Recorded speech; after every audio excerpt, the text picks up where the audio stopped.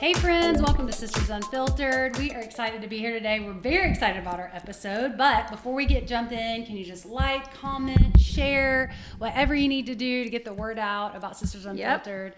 I think we're getting a little bit maybe too comfortable. Last week we went on a total tangent. Usually it's have bad. Somewhat of a plan. Yeah. And last week we went on a little tangent about massages. So if you want to go listen to that, go ahead. So yeah. That was our last episode. But It was great though. I mean, if you can track along with us, I guess. Well, at one point we were just laughing so hard that we couldn't even talk. I know it was bad, but whatever. I have a feeling some people are going to get it. Yeah. Some people get it. Yeah. I hope people tell us. So tell us if you totally agree with our take on massages. Yeah. I told my dad's wife Sharon, I was like, Sharon, this episode's gonna be great for you, but you're not going to see eye to eye with us because she is a massage often person. Right. Yeah. And it's not a right or wrong. It's just a preference. Yeah. That's so all it is. If you're wondering, just go listen. Yeah. But we're super excited about today. I think it's episode 33. I'm pretty positive, and which is crazy to think about. And we're a little over a year old. So, but we're so excited because we have a guest, obviously. Yay. This is Jeremy Self. This is Ashley's husband, my brother-in-law. And we are so excited to have him today. And we are going to talk about a topic that I've actually had quite a few people ask me about. I know. And people are like, hey, you guys need to talk about this on your episode. And Yeah. We just haven't. We originally were going to have our brother talk about it. And then we went in a different direction because you guys met our brother and Derek, Lindsey's husband. Yeah. We talked about business and stuff. But we were like, well, we'll wait on this topic. And then we thought today would be a good day. Today's a good day. I think that Jeremy's a good person for this thank topic. you. Yes. So introducing none other than Pastor Jeremy Self. He used to be a pastor. Yes. I feel like he still is a pastor in a lot of ways, but just in the marketplace now.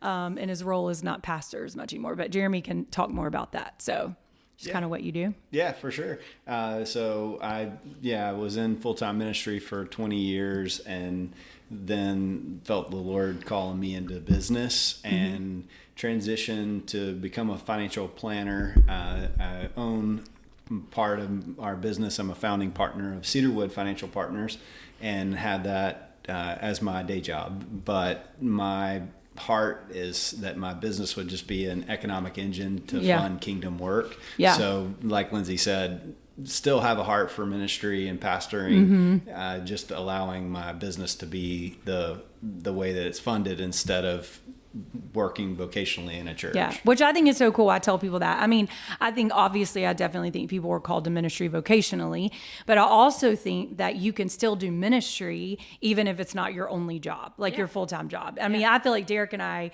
are just as involved in our church as someone else is who does it. I mean, obviously not as much because I feel like vocationally you're there a lot, but I feel very much so like we're able to do ministry regardless. So I think you can go about it both ways. Yeah, and I think you also are in people's lives in a different way than someone who's a full-time pastor or on staff or something like that. So it's really cool. Yeah, it's really cool. And you get to meet probably a lot of people outside the church, actually. Yeah. I think when you're in vocational ministry, you probably stay somewhat meeting people in the church who come to you in a church environment. But this is probably a good way to meet people who might not know the Lord at all. Yeah. So anyway, super cool. Yeah. But have we even said what we're going to talk about today? Oh, no. So we're going to talk about the Enneagram. Yes. The Enneagram. So there are going to be Enneagram lovers who listen to our podcast, and then there's going to be people who've never heard of it. Yes. If you have listened to multiple episodes of ours, you've probably heard us mention it, but I was just at church last Sunday, and because I was helping with worship, and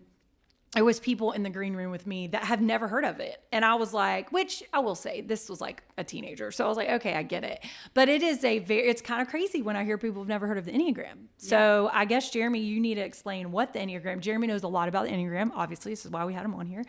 Well, first of all, a lot of people haven't heard about it, but when did we first hear about it? It was probably 10 years ago. Jeremy and I were adding it up, and I was like, oh my gosh, we've been talking about the Enneagram for 10 years. And yeah, do you want to talk about like what it is? Then we can kind of all share when we first heard about Enneagram and that sort of thing. Yeah, sure. So the Enneagram is a personality assessment that basically is based on how you showed up in the world sometime between the ages of 4 to 11. So how you interacted with the world in that time really shaped you into how you're relating to life in general. Yeah. And it's how you might show up in business or whatever. Different than the disc profile or Myers-Briggs. I would almost kind of put it in this analogy, like if you had a rock band that has a bass and a guitar and, you know, there's like 4 instruments, that's going to give you one kind of music. And that's what I would say Myers-Briggs and DISC does. But with Enneagram, I would say you have an orchestra. And you have that's a good way to put it. So many facets of the orchestra that can make all different types of music. And that to me kind of makes up, and Stephen Burton and we were just talking about this yesterday. That was kind of an analogy that was like, yeah, that makes sense. Like, we're not so pigeonholed into you're a high D on the disc profile. Or you're a EF, whatever, TJ, or whatever the numbers are for our letters for Myers-Briggs. You can morph and change around on the Enneagram based on whether you're stressed or whether you're relaxed or lots of different things. So like simply, what is the Enneagram? Yeah, so it's a personality assessment tool and a self-awareness tool. So based on 9 numbers. Yeah. 1 through 9, and you could have a primary number, and whatever number's next door to it could be the wing or the neighboring number that you lean towards on the regular. And then there's some other nuances to it that we'll dig into a little bit. But so we want to find out what all the numbers mean and everything. But do you remember when you first heard about Enneagram? I do not think it was 10 years ago for us. Yeah, it was probably longer. No, I feel like I didn't hear about it 10 years ago. Do you think? Yeah. Well, so because if you think about 10 years ago about it together. So one of the resources that I would recommend that for someone that's never heard of Enneagram is a book called The Road Back to You by Ian Morgan Crone. And in that book, it was released in 2017. So almost I guess 10 so, years because ago. if you think about it, Mom has been gone for 4 years. Yeah. And it'll be 5 years in September, right? Yeah. So I guess you're right, because it was way before Mom passed away. Yeah. So that just feels like crazy. I think the first that we all heard about it was Derek and Wade and Dad all have Square Cow Movers business, their company, and they had a business coach who introduced them to Enneagram, right? Yeah. And took them through the whole assessment. Yeah. Is that correct? Yes. And then it kind of revolutionized. I don't know why I have a hard time saying that word. I was trying to say it the other day on the phone. I couldn't say it, and I just switched words. And so, I was tracking. But like kind of just honestly did so much for them personally and for their business, because there are 3 of them all in lead roles, and just kind of just really made such a mark over 10 years ago. And then Wade, I think mainly just because that's his personality, and I mean, you talk about somebody who loves Enneagram, brought it to the family. And on a beach vacation, we all took it. Yeah, I remember that. Right? On our way to vacation. On our way we took it, and then when we got there, we literally had multiple conversations around the kitchen, around the table, while we're playing games about Enneagram. Now, just the adults took it. I don't think we really let the kids at that time because I don't think they were old enough really to take it. Yeah. But that was the first time I'd ever heard of Enneagram. Yeah. Oh, yeah. Y'all too? Yeah, no, I remember taking it. I remember taking the test because it was a big deal that you take the one that costs money and not the free one, because the free one doesn't assess you as well, which is what I tell everyone. And it only costs like $10. It costs like $10, yeah. I think it's 15 now. Oh. Inflation. 10 years, $5. But honestly, I will say that I think overall there's 24 now with Shep, 24 people in our family now. And it really has helped, I think, understand each other. For sure. And all that kind of thing. And it's something that our kids all know about, like from the time 10 years ago. You talk to them about Enneagram, they probably know as much as we do. Yeah. Like they all know. But So was that the first time you had taken the test too? Yeah, that was the first time I took the test. And I'll tell you, like, I've had experiences with Myers-Briggs and DISC where I'm like, yeah, that is me, and I love personality tests, first of all. I love them. I think they're just so interesting. I think it's so important, like at the end of the day, you're only as good as you are self-aware. That's true. So if you lack self-awareness, you're going to likely come across as destructive in your relationships with other people. Because you don't know how you're showing up, and people don't receive you in the way that you think they should or whatever, because you just lack that awareness. So why was this one different? Because you've probably taken, how many personality tests do you think you've taken? We've taken them. Yeah. So many even before Enneagram, because of like being in seminary and ministry and all that kind of thing. For sure. So how this was different, number one, it dug into a little bit of the origin story of why you might be this number. And some of that resonated with me because it was related to some trauma that I'd had as a young person, growing up in a broken family. And then some of it, though, was focused around this idea of justice. And I was like, I don't know. Like, I was telling Ashley, like, I don't know. Like, I'm not really feeling that. Like, that doesn't resonate with me, And she's like, are you kidding me? Like, look at Ella in the back seat of the car. Like, you were the one that wanted to bring her home. You were the one that, once you made that decision, we're standing for that justice piece, So that she just helped me to see it from a different perspective. Like, oh, this is me, and this is, why I am showing up as this number. So I would say too, I think like of all the people that are on the Enneagram, I feel like it really, like Wade, it made such an impact on him. He just said it just read his mail in good and bad ways, I think, because there's some unhealthy and healthy things about our numbers. Right. But also I feel like for you, I remember you were reading the book that you suggested, and you were like, you had to stop. Because it was like putting words to you that you had not ever been able to put words to before. Absolutely. And I think that's what Enneagram does for most people. I think it gives you insight into your life in a way that nothing else can. And to me, I tell people all the time, like, this has been the single greatest self-awareness tool that I've ever used. So hopefully that will be kind of helpful, I want to say too, before we jump in, like, people say a lot of times like, oh, I don't believe in the Enneagram or whatever about the Enneagram. And I'm like, well, if you're putting everything into one personality test or one thing, of course that's unhealthy and imbalanced. But what you said is it is a tool. And that's what these personality tests are for. They're not like I'm boxed into this one thing forever and I can't change or be better or whatever people think. No. But it is a tool to help you and know yourself in relationships and those sort of things. And so I kind of just wouldn't throw the baby out with the bathwater. You know what I mean? When it comes to something like Enneagram. Enneagram is one of those things that when you start reading about it and you start reading about people's numbers and then you start putting people with that number, you can't unsee it. You can't. Yeah. And because it really does start making sense. It really does. Like, I would love to know someone who has truly read about the Enneagram or read like descriptions of people's numbers, found out that a person has that number. Tell me if you cannot see how those connect. You don't put them in a box. You don't have to. Right. And it doesn't mean that everyone can't grow and learn, but it's just literally like you're all the time. I'm like, that's an Enneagram 9 for you, because Derek is Enneagram 9. Like that, you're an Enneagram 9. It gives you actually more grace for people and like compassion and like understanding on how to work with each other.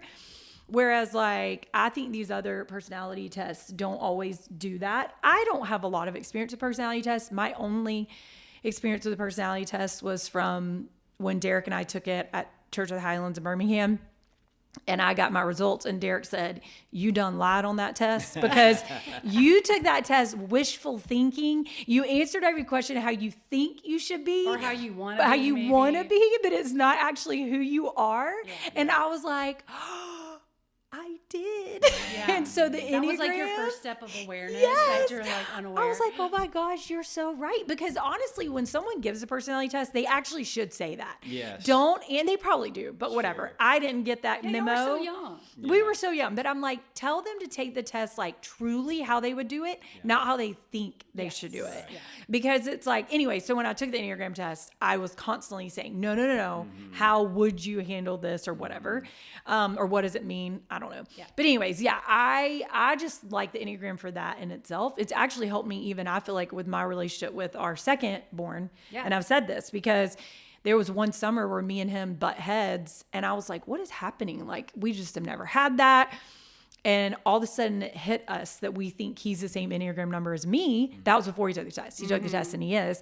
And it just clicked for me. Yeah. I was like, oh my gosh. Like, if he's the same as me, I have to parent him a little, not differently, but just according to his personality a little bit. And it helped a tremendous amount. Yeah, just really knowing does. that. And that was all through the Enneagram, Right. Yeah. you know? Yeah. For So I love that it's a tool. It to is. help It us. is, But for let's sure. go over the numbers. Like, just in simple terms, kind of go over what those numbers stand for and that kind of thing. Yeah, and maybe I've got some slides I can share with the podcast okay. host here. Oh, wow. and Wow. They can Stephanie. We maybe, could put them on put 'em you need on- to send yeah, them. on- We'll put them on social media. So the first number is the number 1, and it's the reformer.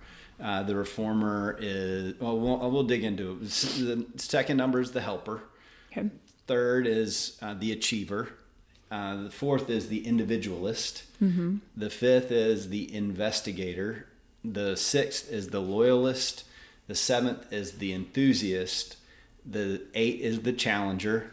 And the 9 is the peacemaker. So 9 numbers. So 9 numbers. What'd you say, Ashley? 9 numbers. Oh, I thought you said numbers, 9. yeah. 9 is the worst. I was No, like, no, wait, no. what? No, 9 so numbers. 9 numbers. So if you hear someone say I'm a 1 on the Enneagram, they're saying I'm a reformer, or some people might say perfectionist but I think the reformer is a little more redemptive, and perfectionist could come across as like, oh, that's negative. Yeah. Even though they want all things good in the world, so so we can talk about each one of those and kind of break them down, or if you have other questions. No, let's do that. But Okay. also just so explain kind of how numbers can be healthy and unhealthy too. I don't know if we're there yet. Yeah, sure. So numbers have both a light side and a shadow side. So you can be an unhealthy one, or you can be a healthy one. Okay.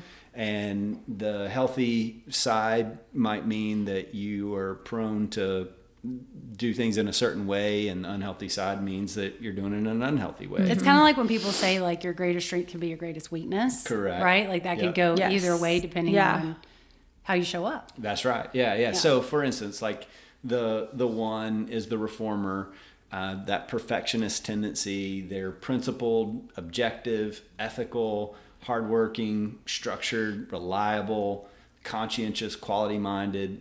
They're motivated really by the need to perfect themselves and others around them in the world. So everything they look at, they're thinking, how can this be better? Mm-hmm. I think the person we all know most and was Donna, and y'all's mom, who was a quintessential 1 Yes. on the Enneagram. Yeah. And when she passed away, I just was doing some reflection, and I've said this about her for ever since then, is that Donna just made everything better. Yeah. And True. that was her 1. Yeah, that Yeah. was her 1. Yeah. I mean, it didn't matter. I always knew she was going to come to our house and we were going to spend money because she was going to do something that was going to improve our lifestyle, but it was better at the end of the day. Yeah. And so I feel like 1s too, like they can't help but walk into a space or meet people or whatever, and that's how they think. that's right. They're like, how can this be improved? Now that definitely could be not great if you don't know how to handle it well. Exactly. Yeah. And so that kind of goes to the health and unhealth. The healthy side is that they're improvers, and they make everything better. They have an eye for how to make things better, more effective, develop, stronger. But the unhealthy side, they can become micromanagers. They can be that negative side of perfectionists, where they really just obsess about things, obsession can lead to procrastination because it's always got to be better. It can also lead to anxiety. Yeah. Because they don't sleep well, because mom used to struggle with the stress of, if she had a task, a project. Yes. She would not sleep well sometimes the night before because she just wants it perfect. That's and right. she obsesses over it. Yeah. We think our daughter Ella is a 1. She hasn't taken the test yet. She's 15. She probably could now. And she tends to be critical. So very positive about the positive things, but very critical about the things that she thinks doesn't think should be different. That criticalness on the unhealthy side comes from that is critical of themselves first and foremost. And that bleeds into being critical of others. Yes. So because they see all the imperfections, like anything that's truly not good in the world, they see it in themselves or in other people. And so, the 1 is a powerful force for good in the world. Aren't they rule followers? For sure. Yes. Like hardcore rule followers. But not for the sake of following the rule. But because they see the rule as good. Yes. And they want to do what's good. Yes. Yeah. So it's definitely a nuance to that person and to those people. But 1s are great. They get things done. For sure. They're normally very organized. Very organized. Yeah. Yes. They're great. So let's move to the 2. The 2 is a helper. They're warm, giving, people-centered, sacrificing. They praise people with a lot. They're a lot of times maybe have a gift of encouragement. They're inclusive. They're empathetic, yes. Well, that's empathic, with our words empathic, today. yes. Empathic. Yeah. I didn't even know. Yeah, and they're just in general lovers of people. Yeah. They are motivated by the need to be needed, liked, and appreciated. Yes. So there are people that's are like people pleasers. Yeah. Or can be. They can be, right? And so on a healthy side, they offer humility to themselves and the world around them. They're generous with their time, their talent, their treasure. They're supportive. They take care of themselves. On the unhealthy side, they can be flattering and manipulative as they have a sense of giving to get something, and they're motivated by a deep belief that they don't deserve to be loved just for who they are. Okay. So this is a really important thing. I think it's also, we can say every number has their chief sin. Yeah. And Ian Crone digs into that in The Road Back to You a lot. Which is faith-based, by the way. Right. Yeah. And so I always remember like the chief sin of the 2 is pride. Because you wouldn't think that because they're servants. No. Right, exactly. Yeah, but it's the pride of like, I've done this, now look at me for what I've done, you know, like that kind of sense. But are 2s enablers? Sure. Would that be under a 2 category? Because they're serving. Yes, right? because it ends up being about them unintentionally. Yeah, that's right. And so they enable someone else. They can enable to come in and be like, they saved that person. Any number can be an enabler, but the motive behind it, and that's what a lot but of we have more tendencies. I do. Yeah. I would think numbers. 2 would be a little bit more like that. For sure. But the motive and the driver are going to be different on different numbers, and that's really at the heart of Enneagram what it's all about. It's what's the underlying motive that's kind of fueling this behavior that you have and how you showed up. So, all right. I can't help but think of people. Me too. Every time. When you go through every number, I just start thinking of 1s and I think of 2s. Oh, me too. Absolutely. And you think about, that would probably be a caution for anybody that's just getting into Enneagram, and even for those of us who have done it, is trying to prescribe that this is someone's Enneagram when they haven't assessed themselves. Oh yeah, because we've been wrong before. Right. Yeah, I was going to say that too. You can think you're something or think someone else is something, but you don't realize how they can fall into different, like even the wings, like it's weird. It's nuanced. They there's multiple numbers can crisscross like into making you think that it would be this, but it's actually That's this. right. Yeah. Right? Yes, 100%. Yeah. So type 3 is the achiever, and the achiever is ambitious. the word that I most associate with the 3 is efficiency. They're adaptable. They're typically very driven people. They're competitive and results oriented. They are doers by nature, and they're extremely image conscious. Yeah. I know, because I always think of that. You said achiever as your first word you think of, and I know that's how it describes type 3. I always think they're charismatic. Yes. Almost always. Yeah. And that's motivated because their primary core motivation is the need to be best. Yeah. They want to be the best. They want to win. They want to avoid failure. They want to look good in front of people. And so this is the 3, that there's a healthy side to that. And that is that when they're healthy, they're highly flexible and they're willing to adapt to achieve the goal that's in front of them.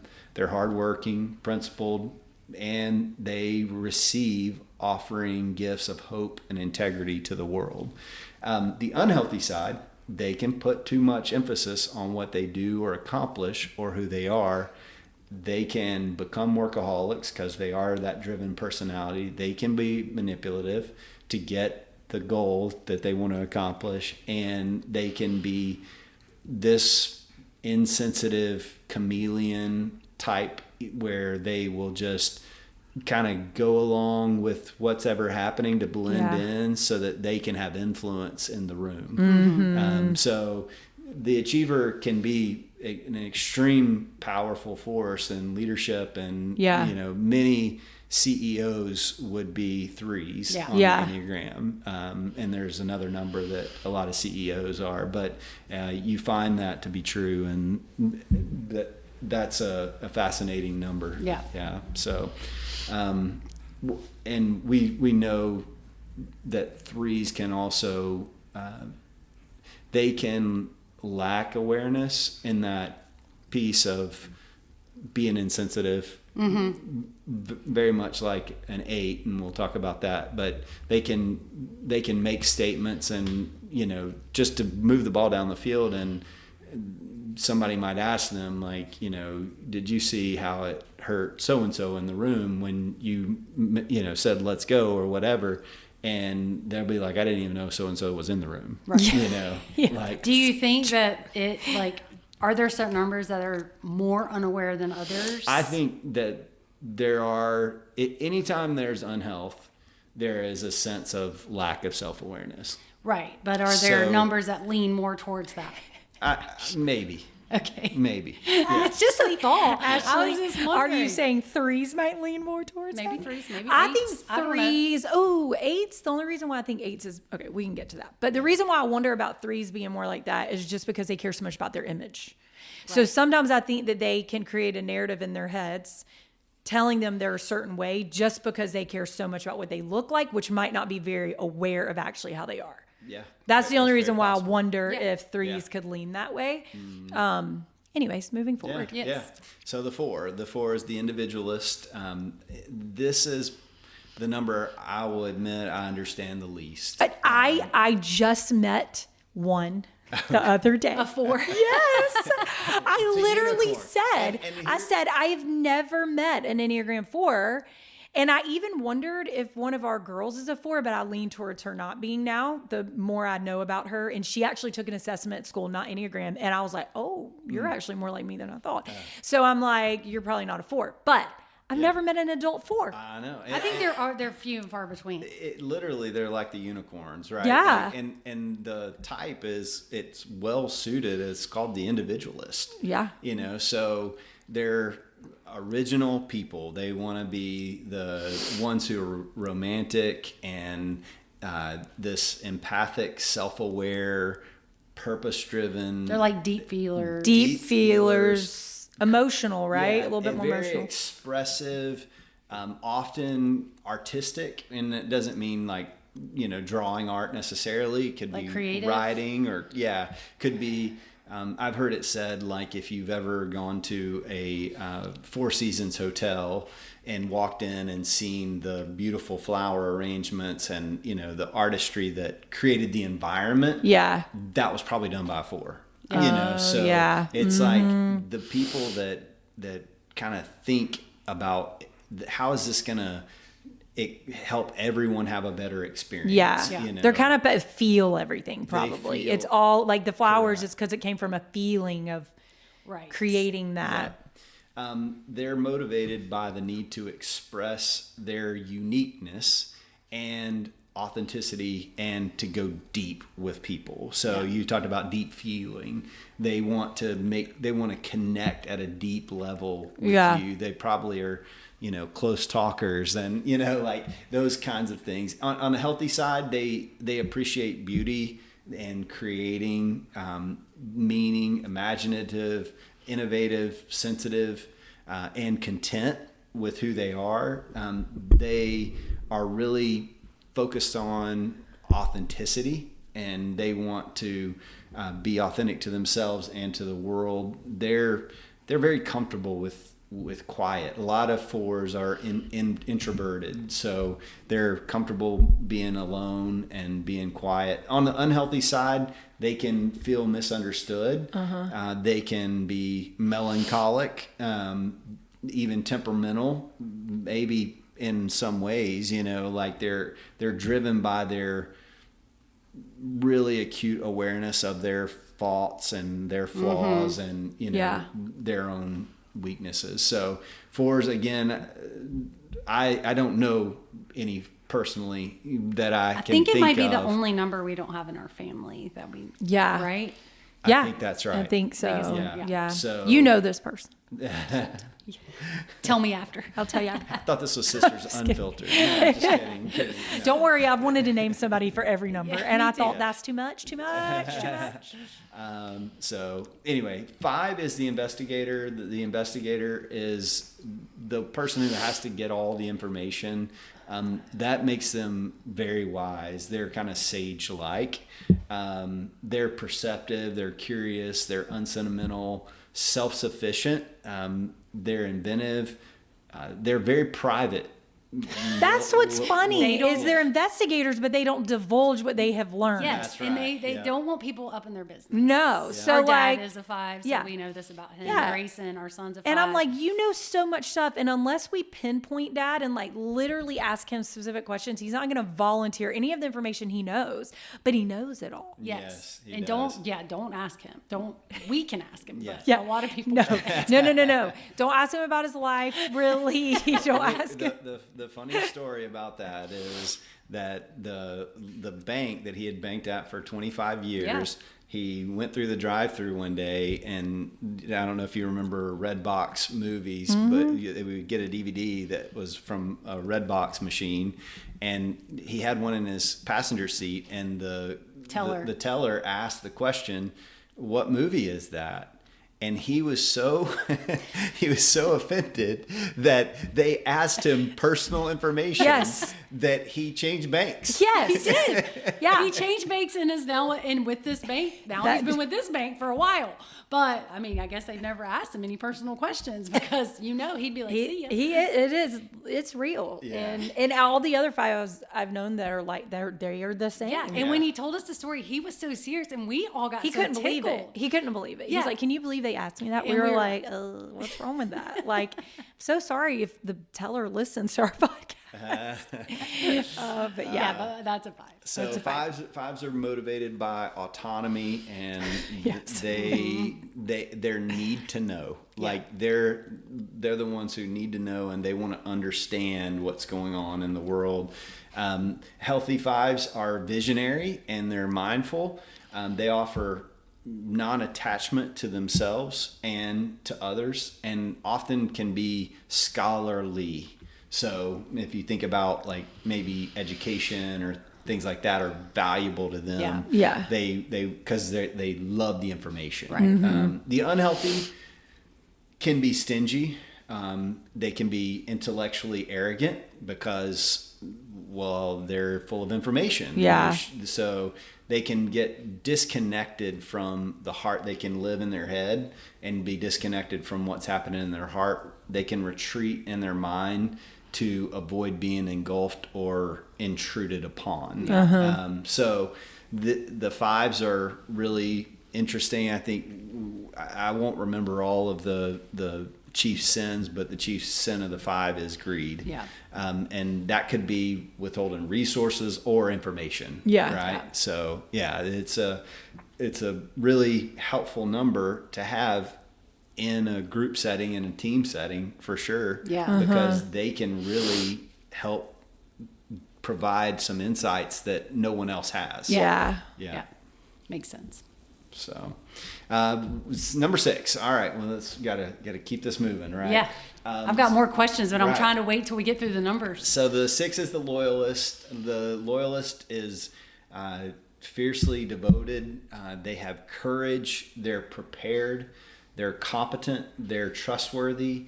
They're team oriented, and they're scenario planners. So what if this happened? What if this happened? Let's make sure we have a plan, a B plan, a C plan. That's the loyalist. Motivation, they're motivated by security and belonging, driven by a need to be safe and prepared. Their primary thought is there's some fear that motivates them to want to feel safe. Yeah. So in a healthy place, they're courageous and connected to a sense of knowing, like inner knowing, offering the gift of devotion and trust to themselves and others. They're committed. Like one of my mentors and friends is a 6, and there is no question about his loyalty to his friends. Yeah. And he is almost like overly loyal to a fault, Right. in some ways, but that's the loyalist. That's the 6, you know. In an unhealthy way, they worry excessively. Yeah. Their fears cause them to let down their defenses, and they get anxious and they get suspicious or paranoid or doubting. So having the 6 on your team, they can be, or in your family, they can be a powerful, great voice in your family because they can kind of see things that could happen and prevent them from happening before they do. Yeah. So, Yeah. Let's go. I heard too, I don't know if this is true, that 6s is the most common number of Americans. I don't know if that's true or not. Interesting. I know. Yeah, I don't know. I've heard that maybe the highest percentage of Americans is 6, and yet if I were, I think I've heard it said if I were to characterize America as a culture, that it would be a 3. Okay. Yeah, I don't know. I don't even know if just that's true thinking and in how you would terms know of that. how the American psyche is set up. Is got to work harder, got to achieve more, got to go, and image conscious, willing to do whatever we got to do to make that happen. Yeah. Okay, the 7. All right, the 7. This is the enthusiast. Some people call so it fun. Yeah, the visionary. This is someone who is going to be optimistic. They're going to be fun. They're going to be flexible. They're almost always going to be thinking forward in the future. They're adventurous. They want freedom and fun and spontaneous. They are visionaries, Very positive people. Very positive. Yeah. Hard to get them to talk negative because everything's great, great all the time. Yeah. It's all going to work out. Their motivation is just that they would have fun. So they want to experience life to the fullest, and in order to do that, they need to avoid pain at all costs. So the discomfort is not in the way of the enthusiast. On a healthy side, they're very content, they're serene, they're able to embrace sobriety, they're full and present with themselves and the world. And if you ever talk to a 7, you feel very seen and heard because they're very present with you. And I always think of 7s as like popular. people love to be around 7s. Sure. Yeah. They call him like the main character. Right. Main character. You want the energy. main Yes. character in the room. Yeah. And when the main character's not there, everybody's bored. Yeah, like they're Yeah. the ones that everybody invites to the party. Yeah, Yes. for sure. Yeah, for sure. And as that fleshes out, it comes out in innovation and vision for different areas of their life. An unhealthy 7, this can be, impulsive. They can be uncommitted. They can be distracted, unfocused, never satisfied by that insatiable desire for fulfillment or that ongoing FOMO, the fear of missing out. They are constantly wanting more, and that gets played out in just a search for more. The unhealthy side can lead to addiction, and if you find that people are struggling with addiction, that could be the cause of it, because they're just searching for fulfillment. Yeah. So, the 8. All right. The 8 is the challenger, and I'll say that's my number. I know. I was like, does it feel weird? That definition, that is the worst word out of all of them. I feel like every word 1 through 9 is something, you can find something encouraging out of it. I feel like the challenger. I feel like that's a good thing, though. I think you only think that because I might be you. Yeah. You know what I mean? Like, I think that, though, for people who aren't that, they're like, great. I love someone who's going to kind of like go against the tide and like push a little bit, figure things out. And anyway, go ahead. Yeah. So the challenger is assertive. They're decisive. They're protective. That's part of the justice piece I was talking about early on. They're independent. They're influential. They're controlling. They're big-hearted under a tough exterior. I once saw a picture of a Barbie house and a castle of Grayskull, which is a He-Man. Remember back in the day? Listen, I don't know who our audience is, but they might not know what that means. And it was like the 7 was the Barbie house, and the 8 was the castle of Grayskull. Oh, that's hilarious. So it's like this exterior tough, exterior, but inside big hearts. Love challenges and really direct with justice. Their motivation is power. Mm-hmm. They want to be in control. They're strong, and they avoid showing vulnerability. That is part of the motivation, is to be strong and to avoid being vulnerable. In a healthy state, they're strong, deeply caring, approachable, and they offer, this is a weird word when it comes to this, I think, but they offer the gift of innocence to themselves and the world when they're aligned with reality. That's a big deal. In an unhealthy state, they're domineering, aggressive, lustful, and that lustful is not sexual lust as much as it is like, gotta have more. Mm-hmm. There's a sense of more, more, and that's in the unhealthy. They're kind of like the animal that like blows up and gets bigger when it's being attacked. Mm-hmm. That's when the world is threatening the 8 in an unhealthy state. That's kind of how they show up, larger than life. Yes. Right. Yeah. So that's, and I can talk all day about that because I know that number pretty well. But and studied it a little bit. Yeah, studied it a little bit. Okay, the 9, and this is the peacemaker. The peacemaker is agreeable, understanding, patient. These are all good words, right? Supportive, genuine, adaptable, authentic, real. They prefer to avoid conflict. Their motivation is to be settled and in harmony with the world. Yeah. So they want everything to be working together. And a healthy 9 peacemaker is self-aware.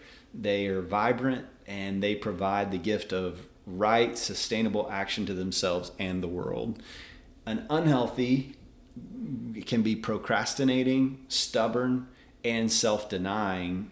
They will go along to get along, right, with other people, but then when that strategy doesn't work anymore, then it's a big outburst, you know, Yeah. so it's a blow up. So I'm going to go along to get along. And then once that point happens, I'm not going anymore. I'm digging in my heels, you know, so to the extreme. Yeah, for sure. So those are the 9 numbers, and we've talked about a lot. Like, real you did fast. great. Those are, that describes them wonderfully. Perfectly. Yeah.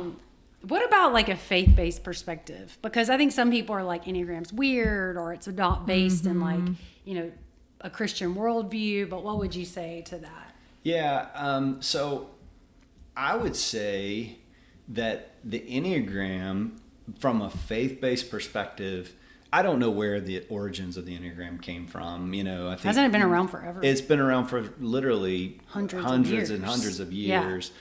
Some people trace it back to Catholic priests. Some people trace it back to mystics that are tripping on acid, you know, so I don't know where it came from, but here's what I believe and what I see in the Enneagram is that if I were to take a picture of God, I would see every one of these characteristics as true of him. Mm-hmm. Yeah.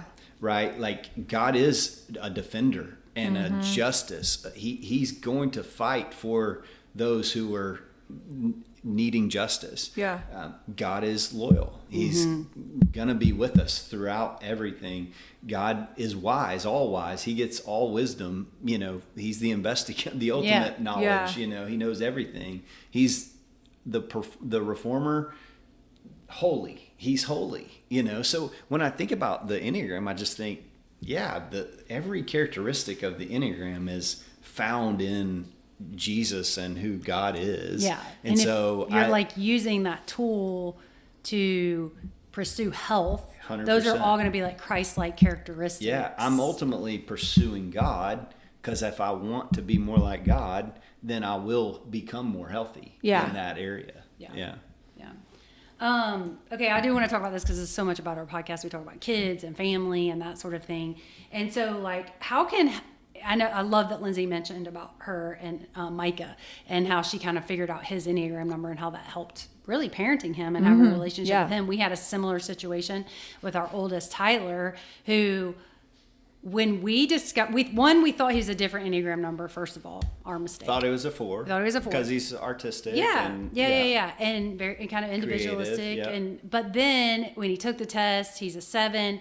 And we really started digging into what a 7 was. Like, it made so much sense. And I know for me, it really helped me have so much understanding of how God created him and how appreciative I am how God created him. It's very different than me, but it really helped me in parenting him. Like, honestly, if I look back at parenting, like, it was one of those times that was just such a huge wake-up call. Yeah. Like, this is how God made him, and this is how you can relate to him. And when he answers this way or makes this decision, this is why, you know? But when it comes to relationships, parenting, and maybe even in your marriage and stuff, like, how is the Enneagram helpful? I know we kind of hit on it a little bit. Yeah. I mean, I think the one word that comes to mind is grace. Yeah. Like, it allows me to extend grace to other people, because I now don't see their difference as a conflict with me, but it's now I have grace towards them to just understand them better. Yeah. And it's not necessarily like an excuse. Right. So I think you have to be careful with that. Yeah. Always. With like, oh, that's just my personality. Oh, that's just my Enneagram number. Like, well, if it's not Christ-like, or if it's unhealthy, then no, you have to address that. But I do think it also helps with communication. Right. You know, if you have that language behind it, even with your kids. I know it's come up in just the other day. I think two of our boys were talking about a situation about another brother, and they were talking about personalities and like how this person handles things this way because of their personality. And I think that's a lot of the Enneagram talk that we've talked about for so long in our families. Yeah. I think in marriage too, like, it does give you grace for each other, but then it also makes you be like, okay, so Derek is a 9, I'm an 8. We're going to handle things very differently. So like for me, like as an 8, maybe I would say different, but I'm not like just looking for conflict, which I do think some 8s are. Like, they want a lot of conflict. I'm not trying to do that, but it makes me feel this is what I've tried to explain to Derek. For me, peace is handling a situation or just like bringing it out. Like peace is let's talk about it, addressing. For him, because he is a peacemaker, that actually addressing conflict creates conflict for him. Right. So we're very opposite when it comes to that, but you learn how to compromise. Yes. Like you learn how to be like, okay, he's an Enneagram 9. That's not the way I would handle it, but that's the way he would handle it. And I'm going to be okay with that because that's just how he is. And I'm talking in a situation, it's not like a right or wrong, whatever, or like he can be like, okay, Lindsey's an Enneagram 8. Like she's going to be more outspoken, but maybe he can help me find the right words that it can come off a little more peaceful. Right? Yes. Even though because he knows how I can be more like abrupt and like just say how it is, but he can come behind me and be like, before you have that conversation, like maybe you like see how your words are. So I do think it helps you in marriage. Like if you can figure out how to compromise, because I think marriage is all about compromise. Yeah. And the ones that I see have the most problems, most of them is because somebody won't budge on something. Yeah. And so I think that you kind of learn each other's personality, and then you're like, again, my whole thing with Enneagram or any personality test is it doesn't mean you stay where you're at. Right. Just because you were. That makes it an excuse. It makes an excuse. Yeah. So even if I'm an 8, I'm an 8, doesn't mean that I can't learn how to have patience. Doesn't mean I can't learn that, hey, there are times when you need to keep your mouth shut. I don't say, well, I'm an 8, so that's just it. I don't have to keep my mouth shut. No. I still have to learn that. But I think in marriage, it's good because you kind of help each other. Like I probably push Derek to be more bold, and he pushes me to pull back because of who we are. Yeah. And I think the very thing of like most couples, their Enneagram numbers are different. I would say most, not all, but it's kind of the thing that you're attracted to them when you're dating. Yeah. And so make sure when you get married that you're not like, oh, I'm so using it frustrated against about them. this personality. We're like, really, that's probably the person you fell in love with, and those are the reasons why. Yeah. So like I do think it helps with the communication and compromise in your marriage. And I think if you read about Enneagram and you read about more and kind of figure out more about it, especially if you are having conflict in your marriage, it actually will help. I think so much. You're going to start being like, oh my gosh. Like you said, it just read our mail. Like it knows exactly who we are. And so it's like it teaches you on how to work together instead of against each other. For sure. Another resource I would recommend along those lines is the Enneagram Institute. It's a website, and it has... I think they have Instagram too. I think you can... That maybe, I think so, probably. Yeah. So there's a website you can go and you can see, like, if I'm a 7, here's how I relate, and I'm married to a 1. Here's how we're gonna relate to each other. Here's some things we need to watch out for. Here's some things we need to work on. Yeah. If I'm an 8 and I'm married to a 9, this is what I need to look out for. So or I'm in an office environment and these are my teammates or whatever. That Enneagram Institute website has all of those things, and I've went back to that as a resource over and over and over again over the years. Yeah, so. I think too it's good to mention when it comes to kids, like we haven't let our kids take the test until later. One, because your kids are growing and developing. Yeah. You sort of said that number kind of is what 4 to 11, kind of how you show up to the world. I'm sure it has a lot to do with the family some you were people born say into. as late as 14. Yeah. So you're not born with it necessarily. Exactly. And so to be really careful about putting them in a box of like, you can see tendencies always with your kids, but kind of waiting until I would say teenagers to where they've kind of established the sort of person that they are. Yes. I think you can still talk about it, but maybe not just say like, oh, they're because we've been wrong. And the fact that we have talked about this for a lot of years, our kids are so much further ahead in the self-awareness game than we were. Oh, yeah. I mean, that's very true. At 18, 19, 20, to be able to talk about yourself in a way that you know that you're a peacemaker or know that you're a challenger, I think it just gives you an advantage, a competitive advantage. Patrick Lencioni is a leadership author and business author, and he says that the number one job of a CEO is self-awareness. Yeah. And I think that you could plug that into marriage and family just the same. The number one role of a mom and dad is self-awareness. Yeah. They know who they are, because if they don't, then we talked about it. They run the risk of not showing up in a healthy way. Yeah. And I do think one thing that we've had with the way our parents raised us was I do feel like mom and dad were very good about teaching us some self-awareness. I've had people say, like, because they might just didn't use the same. They didn't use the same lingo because they didn't know that's what it was. But I think they would have used it a little bit more. But like, I've had people tell me, like, conversations that mom and dad have had with me when I was in college. They were like, "You're so lucky that you had parents who sat you down and said, 'Hey, we see you doing this. You need to work on it.'" And I think that the Enneagram can really be a tool to help us. They didn't say, "You're controlling, Lindsey. This is who you are." They said, "We see controlling tendencies in you, and you're going to be married to Derek one day, and you can't be that."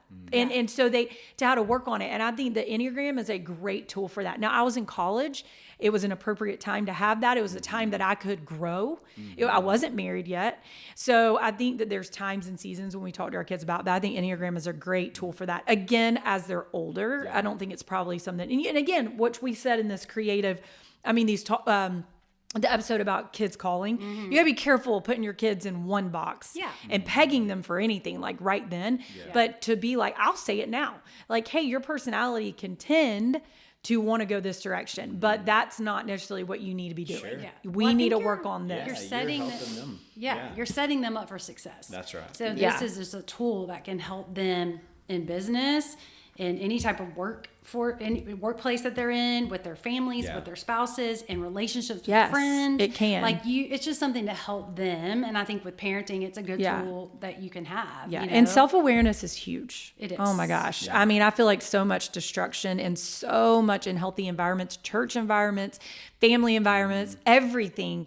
A lot of it has to do with lack of self-awareness and refusing to see anything else. Yeah. And the opposite is true. When you are self-aware, you're so life-giving. Yeah. Right? Because you are bringing your best in all the goodness that you have to offer to those around you. So I think the reason why a lot of people don't want to be self-aware is because then they have to come into terms with the fact that they have struggles and they have work to do. And I think that where you have to be careful with that too is you can't be self-aware and destructive. Like, you can't be self-aware and dwell in the negative things about yourself. Every single person has negative tendencies. And so I can see how your mind would be like, if I live in reality of who I really am, then I am going to sit in depression because I don't want to come in reality to that. But that is not how the Lord wants you to be. Yeah. You have to be in reality of who you are, but then just choose a different direction. Yeah. It's your choice. Yeah. It really is. Your relationship with the Lord, and that choice can change the very next day if you want it to. But being not self-aware it can cause so many problems. So. Yeah. Yeah, exactly. And I will never be someone who claims to be self-aware, because always I feel like the people who claim that are the most unaware, unself-aware people that I've met. Yeah. I've had people who are like, I'm a very self-aware person. And I'm like, no, you're not. So I will never say I'm very self-aware. Yes, we can always grow in awareness. We can, yes. Okay, so just to end, I have some rapid fire questions about Enneagram. I know we could talk about this all day because we didn't even get to like the triad and all that stuff. Right. And maybe we need to do a part 2. I don't know. Yeah, we might need to, actually. I mean, we've only spent 10 plus years talking about it.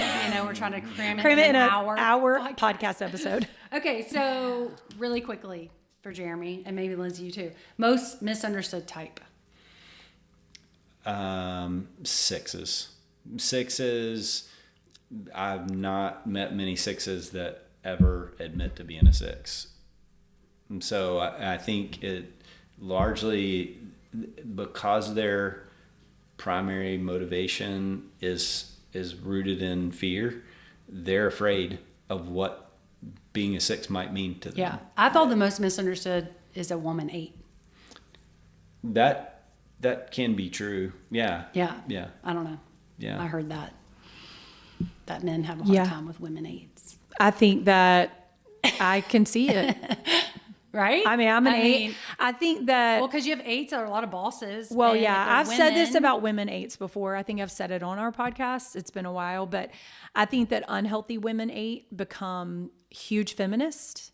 And I think they become... like they're combative? They're combative. I think what happens is women by nature feel that they should fall... When they that women should be sweet and kind and quiet and Soft, soft-spoken. yeah. And I think that they're born, or whatever, you don't say born, but eventually they realize that's not who they are. Yeah. So they can either go one of two directions. Okay, that's not who I am, and I probably need to soften myself a tiny bit, which is what I think mom and dad did go with me. Or they go the opposite direction and they're like, oh, let me show you who I am. I can wear the pants. I can make the money. I have a voice, and they become a problem. Right. And I think because they're not comfortable with who they really are, because they're bucking. They feel like they're going against what women should be. And instead of being able they have to fight. Yes. Instead of, I think, learning the balance that you can actually be an Enneagram 8 woman and be sometimes not say what you think or whatever. They feel like they have to walk in and roar loudly. Yeah. And that's where I think they can get misunderstood, but I don't know if that's misunderstood. I think they kind of choose that route. Yeah. I always, I don't know, maybe it's because I'm an 8. I'd never have a challenge with the understanding what a woman 8 is like, because I'm like, I get it, you know. They don't bother you. They don't, but I could see where that might. Yeah. Okay. What about the most common type you see? I'm going to go to a 3. I just think, maybe it's because I'm in business and a lot of business leaders. I feel like I see a lot of 7s. 3s. Okay. That's because you're in church world. I think so. Maybe. I think so. You're around a lot of creatives. When we were going through all the numbers, I was like, man, I know a lot of 7s lately. Yeah. You could see, both of your environments could be that. Yeah. 3s in business, 7s. What's the most common? First of all, I'm a stay-at-home mom. We don't talk about that very often. I know, but if you just have to think about it, do you have like a most common number? I think sometimes you build relationships around people that like I remember Wade saying he's a 3 and he has a lot of friends that are like 9s. Yeah. Like, I think you can, as personalities, kind of like, be, I would say the top 3 that I see out of all of them would be a 1, 9, and a 3, probably in my world. Yeah. And even a 3 is more business people. I would say more. And then I would say women, or even like 2s, but I mean, I don't see a lot of 8. I'll tell you this much. I don't meet a lot of 8 women. Yeah. I don't meet that.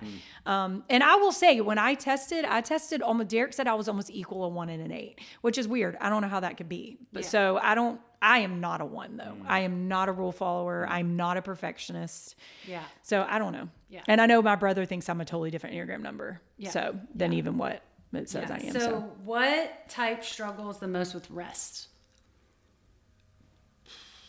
I think, again, I'm going to keep 3? going back to 3. Yes. Yeah. 1 also. 1 does struggle with think rest. 3s and 8s probably. You don't think a 1? 1s, yeah. 1s I think 1s also, do. Yeah. Mm-hmm. Types that avoid conflict the most. Duh.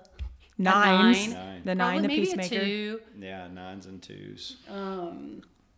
And then, do you have like a word of encouragement for each type quickly? For each type? Good Lord, maybe that's for a lot. Few. Oh my goodness. I mean, I think for all types. I think it's what we said before. Just because you're a certain number doesn't mean that you are stuck there. Yeah. Like in terms of, if you're unhealthy, you can be healthy. Mm-hmm. If you're healthy, you can be healthier. Right. Yeah. And if you're healthy, you can still make some stupid, unhealthy decisions. Sure. Yeah. But my encouragement would be just, know that you can grow. And that's right. Have a growth mindset. Like, I can get better in this version of myself. Yeah. And I can understand where I'm at. I can have, as we talked about, like, I might have a triad where I go to a number in stress, or I go to a different number in health, and I can have the self-awareness enough to know what's happening based on where I'm at. So true. Yeah, the more you get into it, you can be like, so I can grow in that. Yes. Yeah. You're like, I'm really struggling right now. Oh, I can see that I've hit an unhealthy part of this number because of being in stress. That's a whole nother thing. But if someone doesn't know their type yet, where should they start? Yeah, so there's a tool called the Wagner assessment, and you can find it just by searching online, and pull that up and take it. Was it like 100 questions? 150. Oh, 150. Yeah. Okay. It doesn't take But it's very like long, though. one word Right. answers, and it's Correct. like multiple choice, Yeah. and you can click on the answer and figure out the definition of each That's right. one if you don't know. Because some words are big words. They You're are. like, I what clicked does on it that a ton, mean? and then I Yes. think actually we should do an Enneagram number on who clicked on Yeah. the thing and who didn't, To describe because it. I have a feeling that the majority of one number did not, and the majority of another Yes. did. Yeah. Okay, so when people do find out their number, what do you think is a good next step for them to just learn more? I know we had mentioned a few resources. Yeah. I think that the assessment itself is going to give you some tools that is going to recommend some next steps for you. And then I think you probably want to do some reading about it.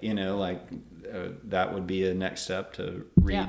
Ian Crone's book. I like that book because it's very user friendly, very easy reading. Yeah. There's some other work. Richard Rohr is a former Catholic priest, and he's written a ton about the Enneagram. There's you can go down a huge rabbit hole. Following so many You just Enneagram might- Instagram accounts. Yes. Yeah. Did you say his name's Ian? Ian. Okay. IAN. Yes. Ian. Okay. Okay, well, this has been great. Yeah. I feel like Yeah. we should keep talking about it. So good. Lindsay's going to finish with our confession of the week. Yeah. Because we have this every time. I know we didn't have one last week, though. Remember, because we you felt like the said whole episode the was whole confessions. That's right. It was. Actually, that should be the episode, confession of our lives Yeah. with children. So my confession of the week is, this is not really that big of a deal. It's not like a really shocking confession, because I feel like I always have shocking ones, kind of ish.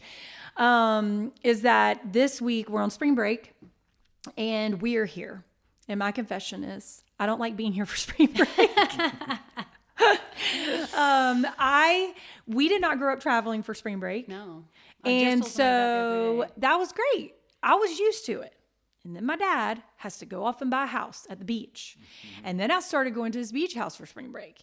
And then he decides to sell it. And now I'm spoiled because I want to be somewhere else for spring break, even though Austin's weather is actually probably better than majority of the places we have gone. Yeah. Last year, we were in Hawaii for spring break. Well, I mean, I'm you just set the bar way literally, too high. I know I'm literally getting all these Time Hop app pictures today from being all these places for spring break, and I'm here, and it's been totally fine, but it just feels weird.